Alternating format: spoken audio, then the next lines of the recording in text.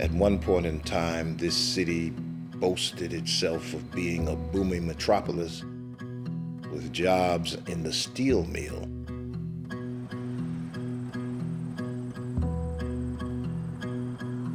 When the steel industry met its match through China, it lost a lot of jobs. When the jobs left, the people left.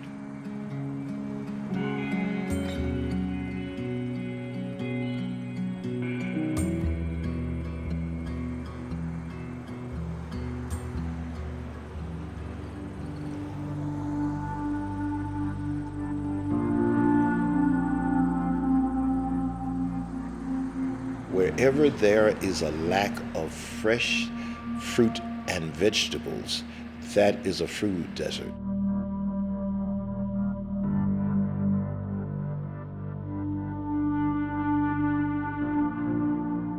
You have your convenience stores and your gas stations that provide some kind of food products, but it's not enough to give people a nutritional and healthy meal.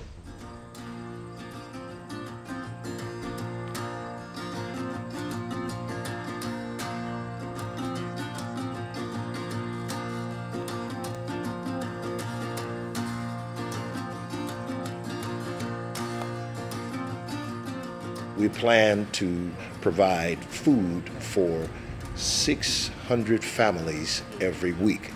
And so we have our work cut out for us. But we're looking forward to stemming this tide of food insecurity in Gary, Indiana. Just doing it to help the neighborhood. There are systemic causes for what's going on in the inner city, particularly in the food system. And so we are trying to remedy that as much as we can. All of these down here are bell peppers. Right now, we are growing okra, peas and beans and tomatoes and peppers, squash and watermelons. And that's amazing, from that little seed, this what comes of it, ain't it? Yeah.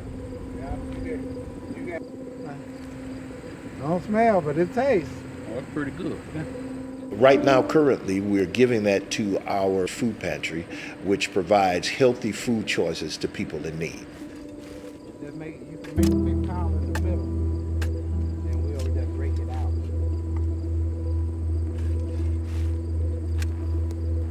You know, we employ the hard to employ. People, when they're returning from incarceration, they have such a hard time finding employment. If you paid your debt to society and rehabilitated yourself, you should be given an opportunity to have a sustainable living wage.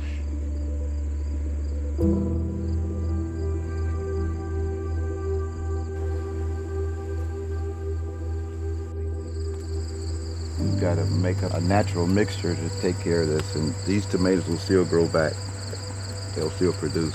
But we spend most of our time up here working with the pastor because we're trying to provide fresh vegetables for the community. When Africans came to the United States in slavery, the women, they braided seeds into their hair. And so when they came across the Middle Passage, they would be able to provide for their children because they had seeds. My grandmother sold 35 bunches of collard greens for 15 cents a bunch. That was how she made some money. I didn't know that the seeds for farming were being planted in me when I was a child.